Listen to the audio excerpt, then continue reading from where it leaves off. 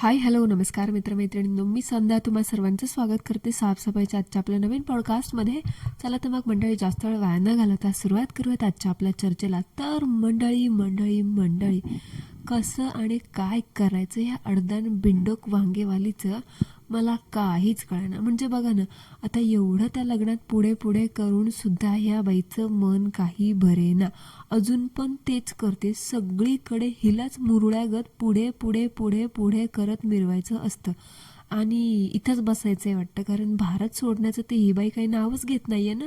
आणि अजून पण इथलेच व्लॉग टाकते. याचा अर्थ असाच, बहुतेक हिने प्लॅन ठरवूनच आली होती वाटतं, की तू आपल्याला म्हणत होती ना की भारतात आमचं खूप महत्त्वाचं काम आहे, खूप महत्त्वाचं काम आहे, खूप महत्त्वाचं काम आहे. भारतात येण्याच्या जवळजवळ 3-4 महिन्या आधीपासूनच ते रेसिडेंट ऑफिसला या चक्रा वगैरे मारत होती. याचा अर्थ असाच असेल की बहुतेक हिला इकडे शिफ्ट व्हायचं असेल आणि तिने ते केलं असणार. म्हणून तर अजून काय भारत सोडण्याचं नाव घेतच नाहीये. जी अजून पण इथेच हिचा मुक्काम पोस्ट भारत बनून राहिली आहे. आणि मंडळी, तुम्हाला बघितलं का तुम्ही माझ्या खालच्या पॉडकास्ट खाली की मला एक कॉमेंट आली होती की युरोपातील शाळा सप्टेंबर महिन्यामध्ये सुरू होतात, पण ही वांगेवाली आणि बन्या काका अजून इथेच आहेच. म्हणजे विचार करा ना, काही म्हणजे काही कळण्याचा मार्गच नाहीये. आज आहे 31 तारीख म्हणजे, आणि उद्या आहे 1 तारीख म्हणजे सप्टेंबरपासून युरोपातील स्कूल्स चालू होतात. याचा अर्थ उद्यापासून होत असतील किंवा 2-4 दिवसांनी जरी चालू होत असेल, आणि ही बाई अजून पण इथलेच व्लॉग टाकते. आता याचा अर्थ ती इथेच आहे का तिकडे कधीचीच परत गेली, तिकडे जाऊन अजून रटाळ इकडचेच व्लॉग टाकते, याचा अजून काहीसुद्धा कळायला मार्ग नाही.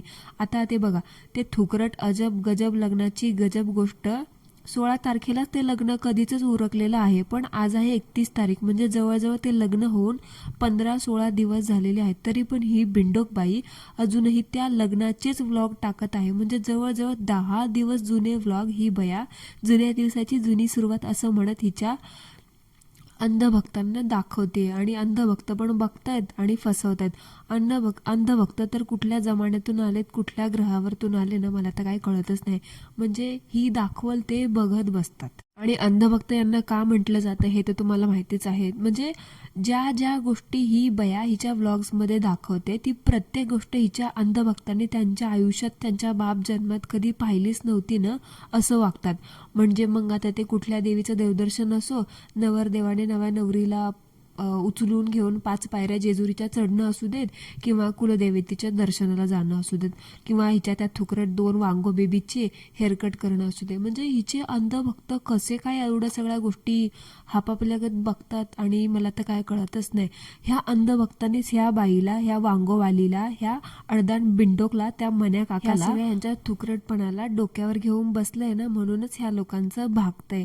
आता म्हणजे हे लोक ह्यांचं दाखवतात ते गुडी गुडी सगळं, आणि मस्त मज्जा मज्जा करत बसतात, नवीन नवीन देश फिरतात, सगळ्या काही गोष्टी करतात. आणि अंधभक्त मात्र फक्त बघतात, ताई माई अक्का, विचार करा पक्का असं म्हणतात, आणि स्वतःच्या दाताचं पाणी गिळत आहे तिथंच.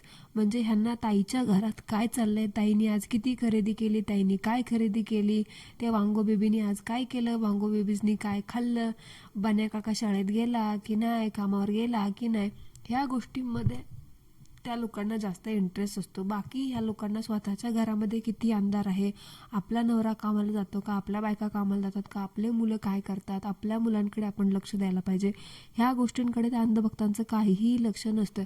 फक्त ह्यांच्या ताई माई अक्का आणि ताई दादा काय करतात ना, हेच ह्यांना बघणं महत्त्वाचं वाटतं. आणि ते करतील तेच असं वाटतं की वाह किती छान करतात, आणि ह्यांनी असंच पुढं जात राहावं. अहो, त्यांचं काय ते तुम्हाला दाखवतात आणि ते पुढं पडतात, ते त्यांचं ते आयुष्य सेटल करून बसले, ते पुढं जात आहेत. पण तुमचं काय अंधभक्तांनो, तुम्ही अजून तिथंच पडलात. विचार करा, 3 वर्षात ती कुठून कुठे पोचली आणि तुम्ही अजून कुठे आहेत. आता एक उदाहरण देते. काल परवाच बघा, ढगांजली उर्फ आपल्या फेकांजली उर्फ आपल्या श्रद्धांजली टोळे काकूंवरती मी एक पॉडकास्ट बनवलं होतं. त्या पॉडकास्ट खाली मला एका ताईंची कमेंट आली की त्या ताईंना सुद्धा डेली व्लॉगिंग करायचं होतं, म्हणून त्या ताईंनी हे आपल्या श्रद्धांजली टोळे काकूबाईला फेसबुकवरती मेसेज केला मेसेंजर थ्रू की काकू मला असं असं हे करायचं आहे, डेली व्लॉगिंग चालू करायचं आहे, मला काही व्हिडिओ वगैरे अपलोड करता येत नाही, त्याची सेटिंग वगैरे नाही जमत, तुम्ही थोडंसं मला सहकार्य करा, मला तुमची थोडीशी मदत पाहिजे, तुमचा थोडा सपोर्ट पाहिजे. तर ही थुकरट स्वतःला खूप मोठी शहाणी, खूप मोठी आयुष्यात जुलेखा समजणारी श्रद्धांजली टोळी त्या बाईला बोलते की इथे इथं जा, असा असा कोर्स कर. आणि तिला सांगायचं सोडून कसं करायचं सोडून ही बाई तिला म्हणते कोर्स घे, मी काही तुला सांगू शकत नाही, मला तुझ्यावरती विश्वास नाही, तू फेक आहेस का काय आहेस. म्हणजे बघा, ज्या लोकांच्या जीवावरती ह्या ताईमाई अक्का मोठ्या होऊन बसल्या, तेवढे घरदारं बांधून बसतात, गाड्या घोड्याने फिरतात, त्यांच्या सबस्क्रायबरच्या जीवावरती, अंधभक्तांच्या जीवावरती सगळी मौज मजा करतात. आणि त्याच अंधभक्तांनी जर समजा त्यांच्या आयुष्यामध्ये काय करायचं ठरवलं किंवा एखादी गोष्ट करायची ठरवली आणि त्यालाच ह्या ताईमाई अक्कांचा सपोर्ट मागितला, तर ह्या ताईमाई अक्का सरळ त्यांना म्हणतात की आम्ही तुमच्यावरती काय विश्वास ठेवू, आम्हाला तर तुम्ही फेक वाटता. आता काय बोलायचं ह्या लोकांना मला सांगा तुम्ही मंडळी. मी तर म्हणते असल्या लोकांची चॅनल ना यूट्यूबने उडवून टाकायला पाहिजे, नाहीतर अंधभक्तांनी ना सरळ ह्यांना बघणंच बंद केलं पाहिजे. मग बघू कसे ह्यांचे हे थुकरट चाललेले माज आहेत ना, ते कसे हे लोक पूर्ण करतात. सगळे आयुष मौज मजा सगळं लक्झरी लाईफ अंधभक्तांच्या सबस्क्रायबरच्या जीवावरती जगायचं. आणि कुठे त्या सबस्क्रायबरनी एक मदत मागितली यांना, ते पण टेक्निकल गोष्टीमध्ये, तर ह्या लोकांचे नाके नऊ येतात आणि वरतून म्हणायचं आम्हाला नजर लागते, आम्हाला नजर लागते. नजर लागते तर मग बसा घोषामध्ये, कशाला येतं यूट्यूबवरती तोंड घेऊन तसलं. आता ह्या वांगेवालीचीच नवीन वहिनी, तिला पण बघा अंधभक्तांनी कसं डोक्यावर बसवून ठेवलंय. आणि जुनी वहिनी आली होती तेव्हा पण तिला पण डोक्यावर बसवून ठेवलं होतं, पण जशी जुनी वहिनी घरातून बाहेर गेली तसं जुनी वहिनीला पार आपटून टाकलं आणि आता नव्यान वहिनीला डोक्यावरती घेतले. थोड्या दिवसांनी तिसरी वहिनी आली, पहिली ते गेलीच आहे, दुसरी पण जाईल, तिसरीला डोक्यावर घेतील आणि थोड्या दिवसांनी तिसरी पण गायब होईल. हे ह्यांचं असंच चालू राहणार आहे. म्हणजे नवीन वहिनी आली की वांगेवाली पण जुन्या वहिनीला विसरून गेली आणि हिचे अंधभक्त पण विसरून गेले. म्हणजे तसं नवीन वहिनी आहे ती सुगरण दिसतीये, ह्याच्यामध्ये काय वादच नाही, कारण तिने ज्या पद्धतीने ते जेवण वगैरे बनवलं त्याच्यावरतून असं वाटतं की she is very talented, she is well mannered आणि वेल बिहेव्ड आहे, असं सध्या तरी जाणवलं. आता पुढे काय होईल हे सांगता येत नाही. जसं जुन्या वहिनीने फणा काढला तसा हिने पण काढून बसू नये म्हणजे झालं. तसं तर आहे ना, काढून आहे ना हिला ह्या वांगेवालीला हिची जागा दाखवली पाहिजे, हिची लायकी दाखवली पाहिजे, तेव्हाच हिची ना माहेरामध्ये ढवळाढवळ करणं बंद होईल. बघा आता म्हणजे 2 महिने झालं हिला येऊन, सासरी फिरकली तरी का नाही, उभ्या उभी येते, तळ्यात पाय की मळ्यात पाय, घरात पाय की दारात पाय, लगेचच डांगीला पाय लावून पळते माहेरी. माहेर का हिला सुटतच नाही. म्हणजे त्या सासूपाशी 4 दिवस सुद्धा राहत नाही. असं पण नाही किंवा सासूच्या इथे जाऊन हिला काम करायला लागतं. आपल्याला तर माहिती सासूच्या घरी प्रत्येक गोष्टीला मेड आहे, स्वयंपाकाला मेड, घर पुसायला मेड, भांडी घासायला मेड, प्रत्येक गोष्ट करायला मेड आहे. मग ह्या वांगेवालीला तिथे जाऊन काम करायला किंवा सासूपाशी राहायला असं काय बरं हिला एवढं त्रास होतो. पण ते म्हणतात ना, पटवूनच घ्यायचं नाही मंडळी. मला अजून एक कॉमेंट आली होती की आता बघा, बोंबलचं म्हणजे आपल्या वांगेवालीचं तिच्या मोठ्या भावाचं पण लव्ह मॅरेज आहे, पण तिने आपल्याला 2 वर्षापूर्वी असं सांगितलं की त्यांचं अरेंज मॅरेज आहे. आता त्या भावाचं लग्न झालं, ह्याचं पण लव्ह मॅरेजच आहे, तिने पण आत्ता आपल्याला असं सांगितलं की अरेंज मॅरेज आहे. मला तर असं सुद्धा समजलं की ही आपली वांगेवाली आहे स्वतःला खूप मोठी करीना कपूर समजणारी, पण आहे तर काय हे आपल्याला माहिती आहे. वांगेवाली हिचं पण लव्ह मॅरेजच आहे असं मला समजलेलं आहे. त्याच्यामुळे तर हिच्या सासूसोबत हिचं पटत नाही, हिची सासू हिला खपवून घेत नाही. आणि ज्या पद्धतीने आपण बघायला गेलो तर मन्या दादाचं, मन्या चन्या बन्या ह्या काकाचं क्वालिफिकेशन आणि त्यांचं ओव्हरऑल सगळं टॅलेंटेड गोष्ट बघून असं वाटतं की त्यांचं लव्ह मॅरेजच असावं. बिकॉज आत्ताच्या या जगामध्ये आपण बघतोय कोणीही लग्न करताना प्रत्येकजण आपला लाईफ पार्टनर असा शोधतो की जो आपल्यासोबत कम्पॅटेबल असावा किंवा आपल्यासारखं त्याचं शिक्षण झालेलं असावं. डॉक्टर असेल तर डॉक्टरच बायको शोधतो, डॉक्टर मुलगी असेल डॉक्टर नवरा शोधते, CA असेल तर CA शोधतो, इंजिनियर असेल तर इंजिनियर शोधतो. मग हा एवढा हुशार आहे, परदेशात जाऊन ह्याने स्वतःच्या जीवावरती एवढं जॉब करतं, एवढं स्वतःचं एक वेगळं नाव निर्माण केलं, सगळं केलं, पण ह्यानी ही असली अडदाण बिंडोक एवढी अनपड पार्वती माने कशी काय गळ्यात मारून घेतली असेल, म्हणजे मला काय कळतच नाही मंडळी. आता इथं कोणाला वाटेल की मी बॉडी शेमिंग करते किंवा मी त्यांच्यावरती जळते, तर हे बघा, जळायचा काहीही प्रश्न येत नाही. मला काय तिला सून करून घ्यायचे नाही किंवा मला तिच्या घरी काय सून करून जायची नाही किंवा तिच्या घरचं मला कोणाला सून करून आणायचं नाही, काहीही संबंध नाही. पण एक एक माणूस म्हणून, एक ऑडियन्स म्हणून मी जज करते, एक क्रिटिक म्हणून मी जज करते. सो मी जज करणार. कुणाला काय कॉमेंट करायचं ते कॉमेंट करा. मला पटली तर मी ठेवेल, मला नाही पटली तर मी सरळ डिलीट मारेल. आणि जे अंधभक्त आहेत ना, ताईमाई अक्काचा पुळका दाखवायला येतात, त्या लोकांनी ना खरं तर तुम्ही इथं येऊच नका. तुमचे ते घाण कचरा बिचरा आहे ना तुमच्या ताईमाई अक्काच्या तिकडे कॉमेंट बॉक्समध्ये जाऊन दाखवायचा. माझ्या इथे यायचं नाही, आत्ताच सांगते. आणि हे पहिलं आणि शेवटचं म्हणून सांगते, समजलं का? आणि एक बाई मला म्हणत होती, तुझ्या आवाजावरतून वाटते की तू खूप सुंदर आहेस म्हणून तू असं चेहरा वगैरे दाखवत नाहीस, तर तू जे बोलतेस ना त्याच्यावरतून तुझा चेहरा लवकरच कुरूप होईल. ए बाई, मला माहिती आहे मी किती सुंदर आहे आणि माझा चेहरा किती कुरूप आहे आणि माझे विचार किती सुंदर आहेत, ते समजलं ना?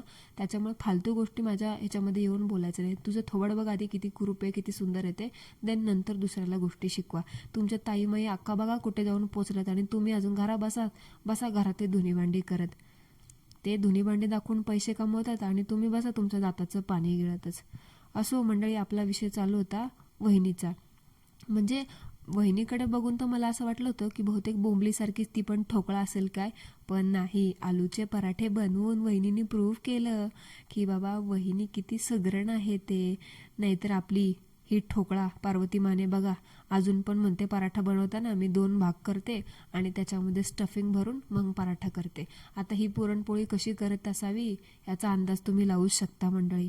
म्हणजे हिला वाटी करून पुरण भरता येत नसावं किंवा पराठा भरता येत नसावं, उगाच ओंडगळागत कसं तरी करायचं, कच्चं पक्क आदर पक्क, आणि द्यायचं त्या बाण्याला खाऊ घालायला. आणि आपण तर ते मेक्सिकन फूड बनवलं होतं तेव्हा तर बघितलंच होतं बाण्या भाऊचे हाल. कसं ते कच्चंच कॉर्न टाकले होते, कच्चंच कांदा टाकला होता, कच्चं टोमॅटो, कच्चंच हालपिनियो, सगळं कच्चं टाकलं होतं आणि दिलं होतं खायला. आता त्याच्यानंतर त्या बाण्याची हालत काय झाली असेल हे तर आपण इमॅजिन पण नाही करू शकत.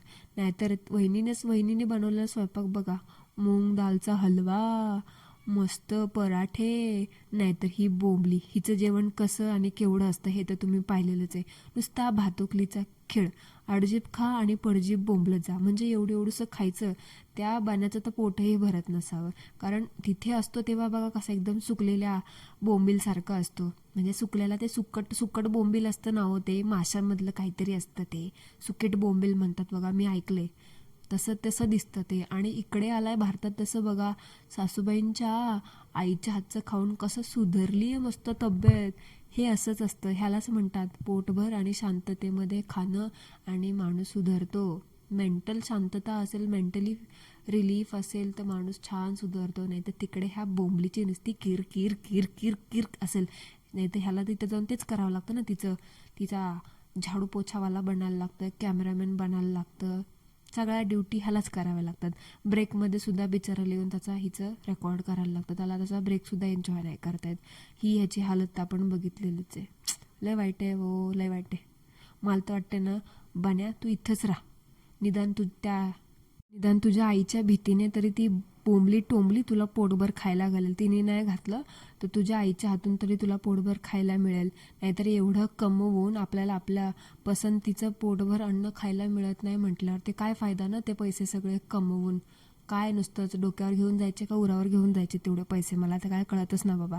आणि मंडळी मला काय गोष्ट कळे ना, म्हणजे हे लोक त्या टुन्नरला गेले होते तेव्हा तिथे ही बावळट बाई काय बोलली तुम्ही ऐकलं का? आमचं हे पूर्वजांचं गाव आहे आणि हे कुलदेवीचं मंदिर आम्ही बांधले. बाई तू बरी आहेस ना? का घसा खराब झालाय तुझा, तसा तू मेंदू पण खराब झालाय.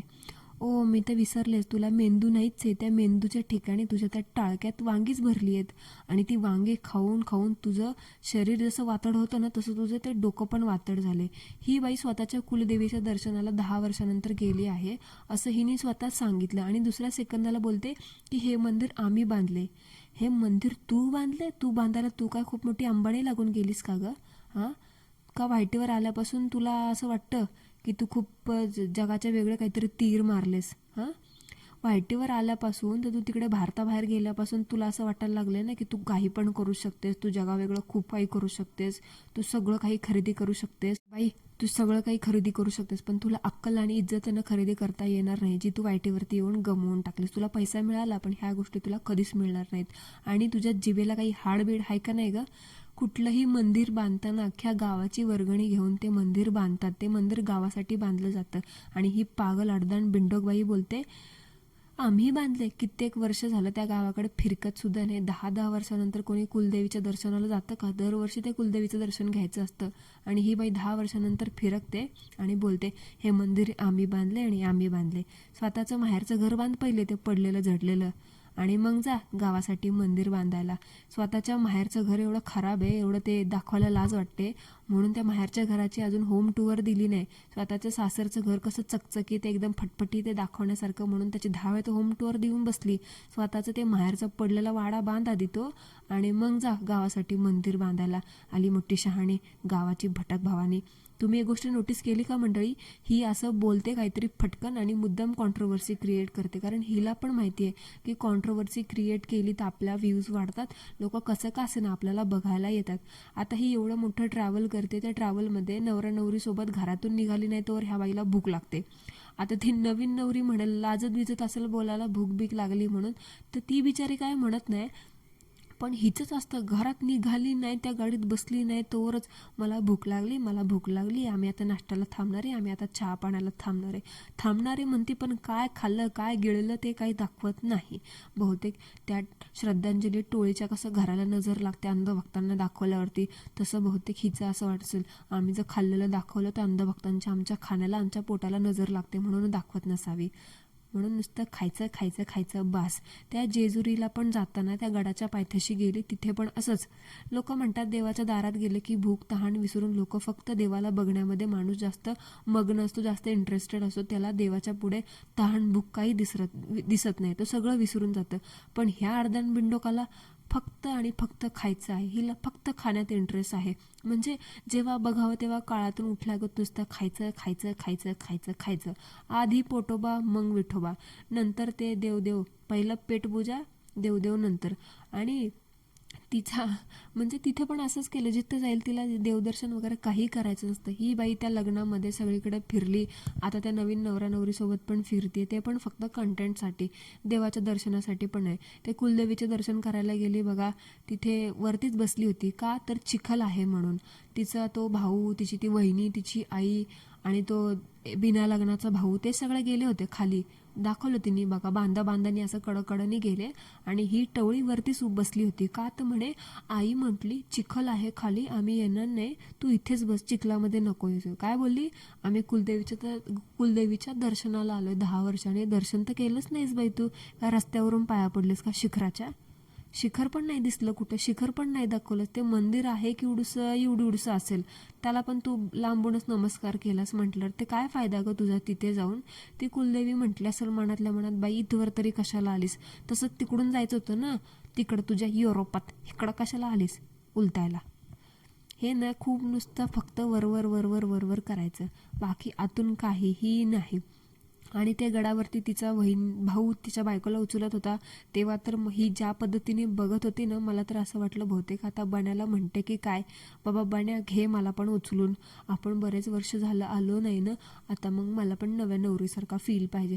पण नशीब तिथे म्हटलं नाही, त्या नव्या जोडप्याची लाईमलाईट त्यांना दिली नाही, तर मला वाटलं आता म्हणते की काय, मला पण घे उचलून, तिथे पण करते की काय, पुढे पुढे जागा मगा आणि मला मगा.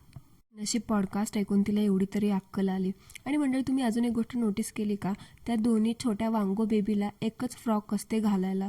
म्हणजे त्या युरोपात होत्या ना, तसं ते लेझिम डान्स, त्यांचं ते लेझिम प्रकरण होतं बघा, तेव्हापासून ते वटपौर्णिमेची पूजा केली तेव्हा पण लाल फ्रॉक घातली होती, ते लेझिम डान्स केला तेव्हा पण त्या मुलीने लाल फ्रॉक, ते लाल पोलका चोळी काय होतं ते पोलका फ्रॉक, तेच घातलं होतं. आणि आता पण जसं इकडे आले तसं सगळीकडे त्या मुलींना फक्त आणि फक्त ते पोलका फ्रॉक, ते पोलका बिलका, ते तसलं लाल रंगाचे कपडेच घालून मिरवते. म्हणजे मला तर असं वाटतं नाही, ह्या वांगेवालीने त्या मुलींसाठी कपडेच घेतले नाही, म्हणजे स्वतः मात्र रोज नवनवीन कपडे घालून हिंडतीये, आणि त्या वांगो बेबीला मात्र तेच लाल रंगाचे फ्रॉक, नाही तर ते पोलका परकर वगैरे अडकवायचं.